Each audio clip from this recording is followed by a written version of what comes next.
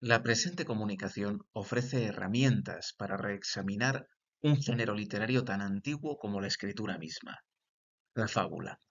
Estas sencillas composiciones se han empleado durante milenios para instruir a la juventud y han cristalizado en refranes, máximas y coletillas. Algunos de los valores que inculcan resultan todavía vigentes en nuestras sociedades occidentales. Otros, fosilizados en moralejas con vocación atemporal, no han sobrevivido al transcurso de las eras. El procedimiento habitual para modernizarlas estribaba en rehacer el mensaje ético respetando la narrativa. O sea, que la historia original permanece, pero cambia su interpretación. En esencia, ese es el espíritu que anima mi relectura crítica, o como me gusta llamarla, mi lectura a contrapelo, cuya intención consiste en suministrar un método actual para el uso de la fabulística por parte de profesores de literatura de la ESO, bachillerato y universidad, así como docentes en formación de los grados de filología y didáctica. El horizonte, estimular la concienciación ambiental, a la par que se trabajan piezas canónicas para desarrollar la competencia lectora y el pensamiento crítico. Podríamos concretar esta propuesta en tres objetivos pedagógicos. Primero, identificar el antropomorfismo y sus efectos. En segundo lugar, problematizar la primacía de la moraleja frente al relato. Y por último, ensayar un análisis no antropocéntrico con el apoyo del profesor. Muchos apólogos no retratan a la fauna con verosimilitud. La mayoría de las veces los animales que los protagonizan degeneran en símbolos que representan una virtud o la cara humana. Estos cuentos tampoco suelen ser urdidos desde la perspectiva de estos actores.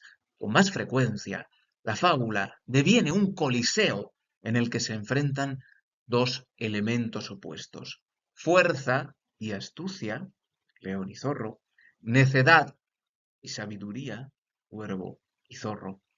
Vaya, que las criaturas que desfilan por la protección de Esopo, Fedro, Rómulo, La Fontaine, Samaniego, Iriarte, etc., tienen poco de auténticas. De hecho, a menudo funcionan como pretextos para contrastar determinadas ideas e imponer una tesis política o moral. Aunque no siempre se verifica este dictamen, en ocasiones algún destello efímero de la fiera aludida se filtra bajo densas capas de antropomorfismo, ya sea mediante un rasgo correcto, de acuerdo con la zoología de hoy, o a través de una voz que se ajusta, en la medida de lo posible, a los impulsos y deseos que nuestra especie adjudica a otras.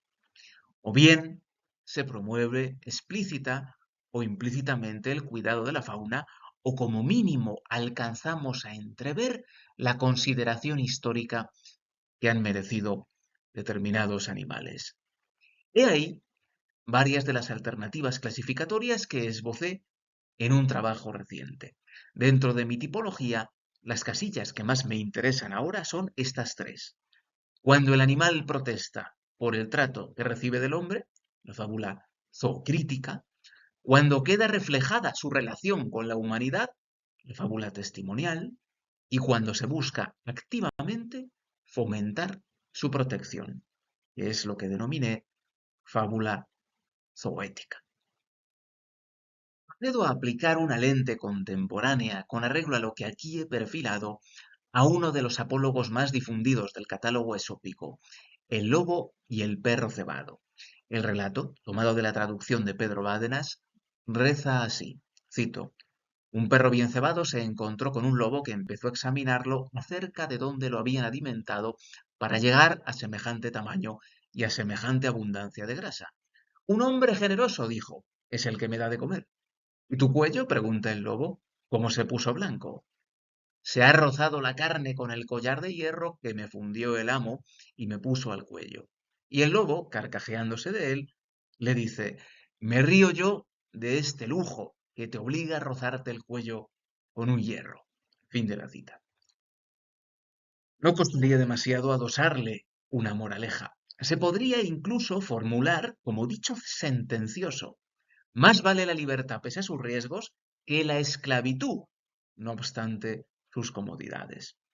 Obviamente esto no afirmaría nada ni a favor ni en contra ni sobre los animales. Harán falta mayores esfuerzos para sacar todo el jugo hermenéutico de las fábulas y remozar sus vetustas enseñanzas.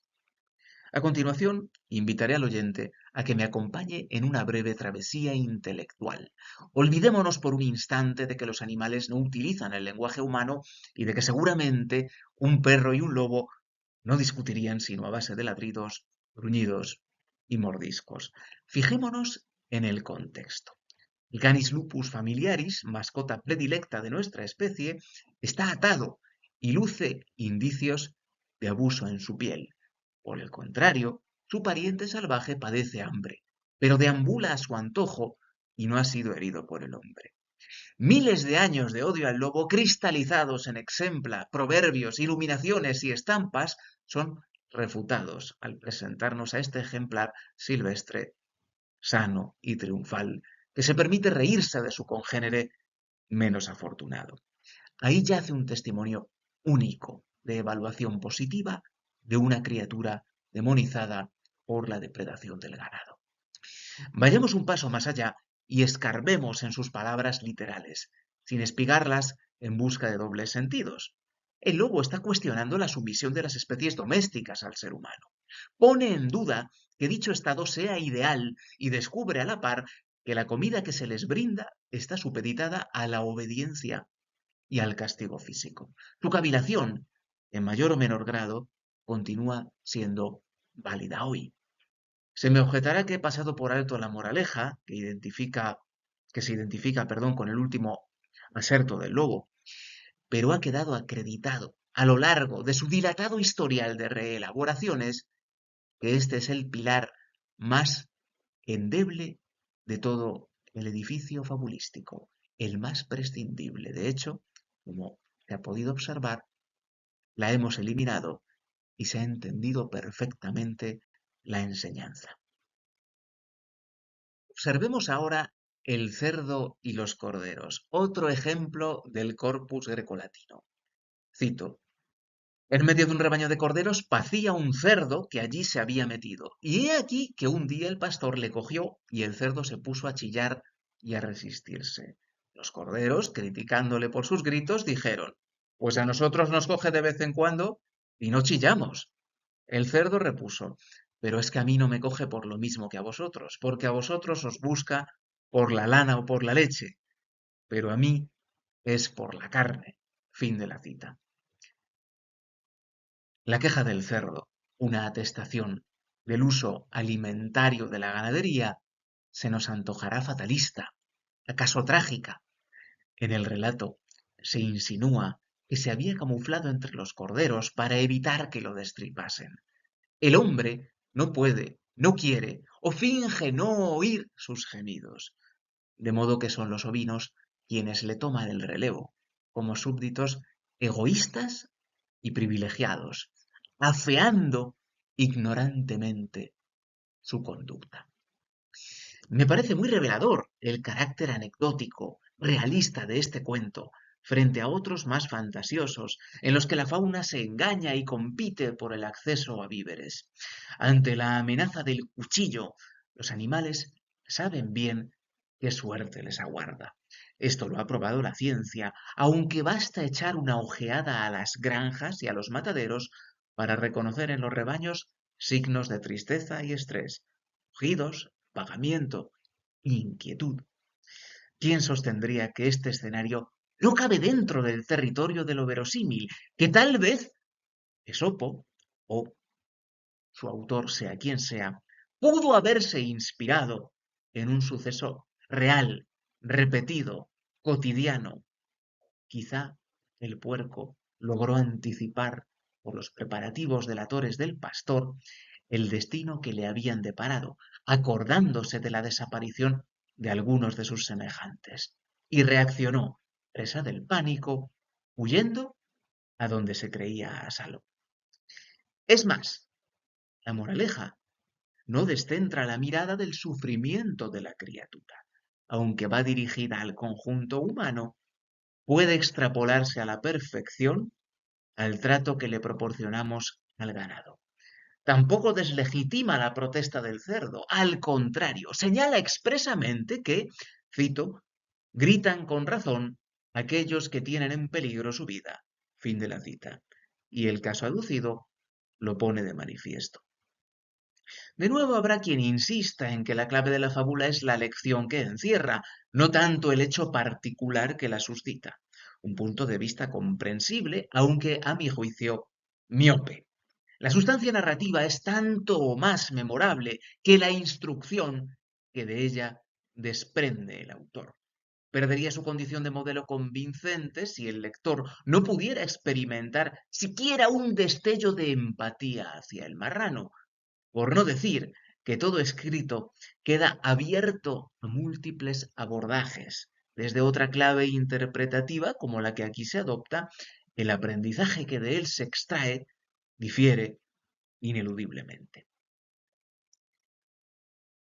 Llegados al final y a la luz de estos antecedentes, ¿es lícito mantener una visión inmutable y esencialista de la literatura? ¿No sería aconsejable y hasta necesario renovar las obras canónicas? Son dos preguntas adicionales que me planteo y que se pueden trasladar al aula. No harían falta grandes desvelos para conseguir esto. Bastaría con saber dónde posar los ojos. Y si se desea reforzar una lectura animalista con miras a la educación infantil, la voz, siempre alerta del tutor o maestro, estará más que capacitada para reponer lo que el texto insinúa, para acomodarlo sus propósitos docentes. Por ejemplo, convendría explicarle al joven los caprichos irresponsables que motivan el abandono de mascotas tras las Navidades, cómo se somete a privaciones dramáticas a los perros destinados a la caza, o el infeliz desenlace de las vidas de los dardos. Cabría, eso sí, debatir cuál es la edad idónea para exponer a un niño a estas realidades, pero eso queda ya fuera de mis designios. Muchísimas gracias.